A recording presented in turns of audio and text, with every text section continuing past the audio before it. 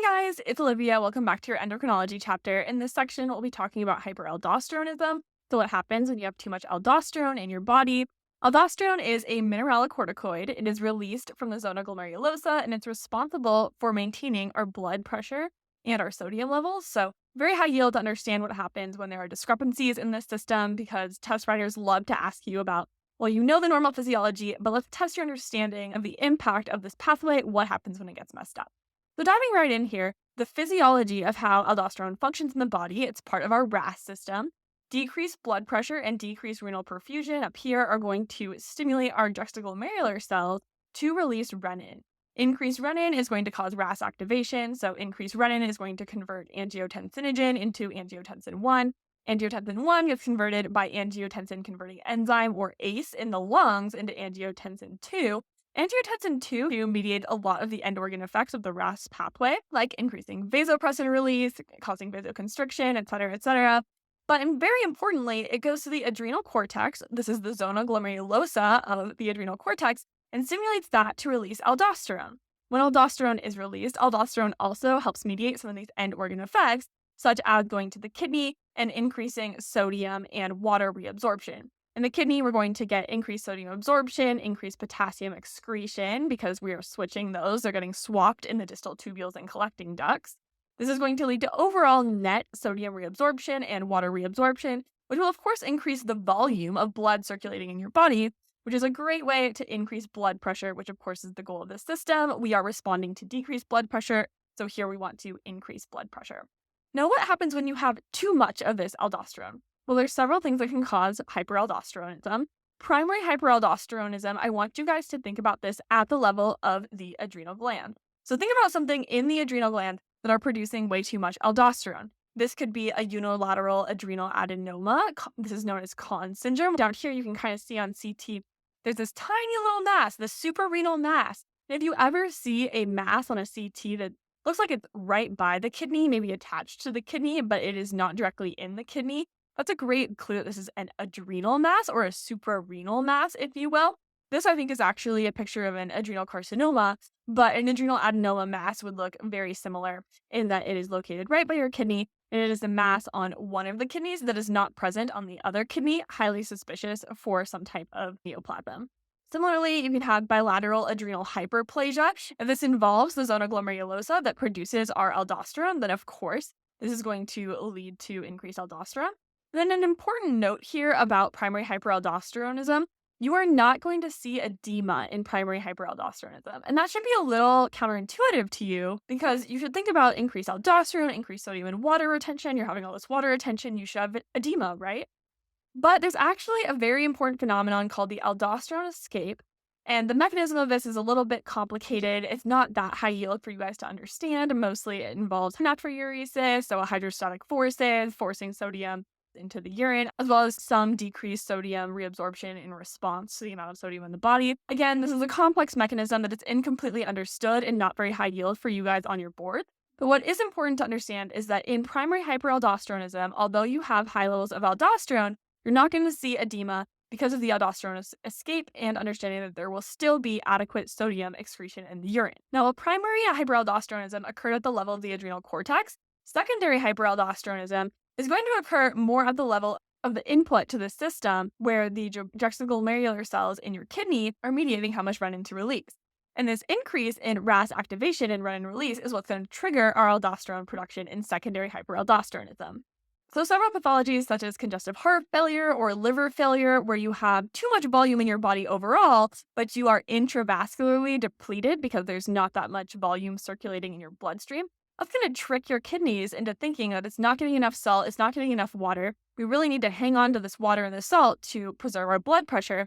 And this will lead to increased renin release and thus increased aldosterone production. Additionally, there are some tumors, retinomas, that occur in the kidneys and just secrete renin. That's all they do. They produce renin all day. That, of course, will lead to increased aldosterone production.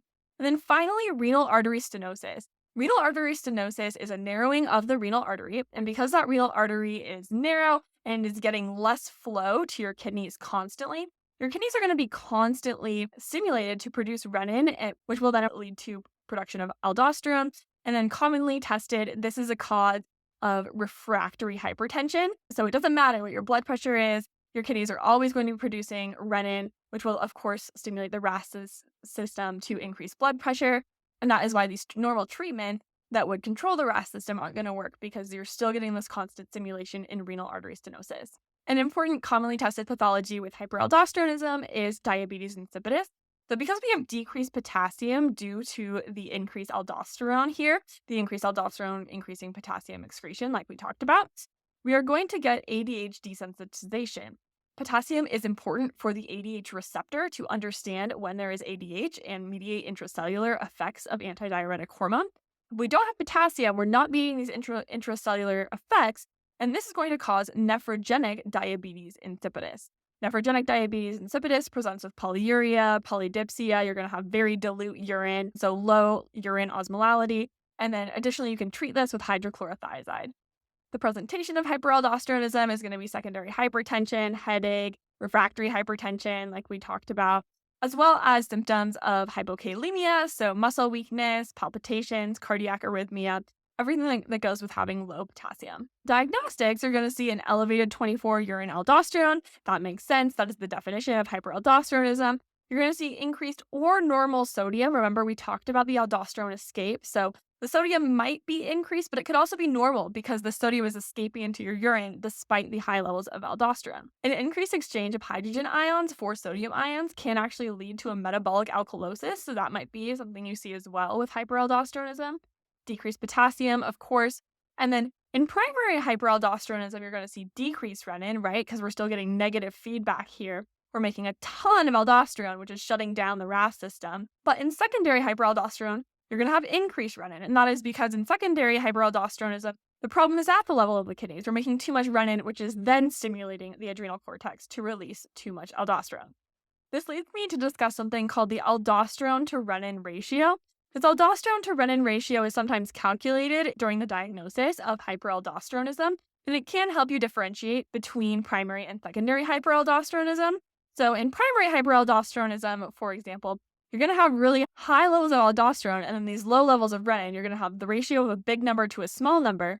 This is going to lead to an increase in your aldosterone to renin ratio. The opposite is going to happen with secondary hyperaldosteronism. You're going to have increased renin as well as increased aldosterone. So this ratio is going to be a little bit more normal and not as drastically elevated as in primary hyperaldosteronism. Management is just going to be treatment of the underlying condition. So of course, if you have CHF or liver failure, we're going to want to treat that. If you have an adrenal adenoma, you're going to have to get treatment for that, maybe surgical resection. And then additionally, a very important drug in the management of hyperaldosteronism is spironolactone. Not only does spironolactone help treat hypertension, but it is an aldosterone antagonist. So it's going directly to those receptors that aldosterone works on, and it is combating aldosterone at these receptors. So I know that was a lot of information. Let's quickly recap what we talked about in this video.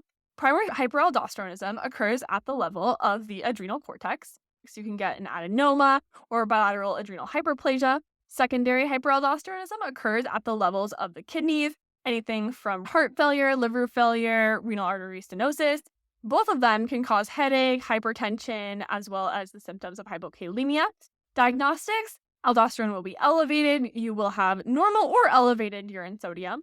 And then really use the renin levels to distinguish between the two. So decreased renin in primary hyperaldosteronism because of negative feedback, and then increased renin for secondary hyperaldosteronism. You can calculate the aldosterone to renin ratio based on this information if they ask you for that. And then finally, remember that spironolactone is a very important treatment for hyperaldosteronism because it is an aldosterone antagonist. Now, how would they ask you about this on a board-style question? Well, something they might ask is, a 55-year-old man presents to his physician 6 months after renal transplant. He is taking all his medications as prescribed. Blood pressure is 150/89. The patient is started on an ACE inhibitor and instructed to follow up in 3 months. At his follow-up visit, blood pressure is still 148/87. What is the expected aldosterone to renin ratio in this patient? So our patient just had a renal transplant, and he's got this refractory hypertension. It did not go away with addition of the ACE inhibitor. A potential complication of renal transplant, and certainly a cause of refractory hypertension in this patient, is renal artery stenosis. If you mess with that renal artery during transplant and then it gets scarring, that can cause narrowing of the lumen of that vessel, and that is one cause of renal artery stenosis. Because this, of course, is a secondary cause of hyperaldosteronism, we know that the problem here is we have increased renin. It asks us then for the aldosterone to renin ratio. If we have increased renin and we also have increased aldosterone, you should expect that this ratio will be in the normal range or definitely not as elevated, not hit the cutoff mark for a primary hyperaldosteronism. So you'd be looking for an answer that fit that category. And that's all I have for you on hyperaldosteronism. I hope this video was helpful, and I'll see you next time.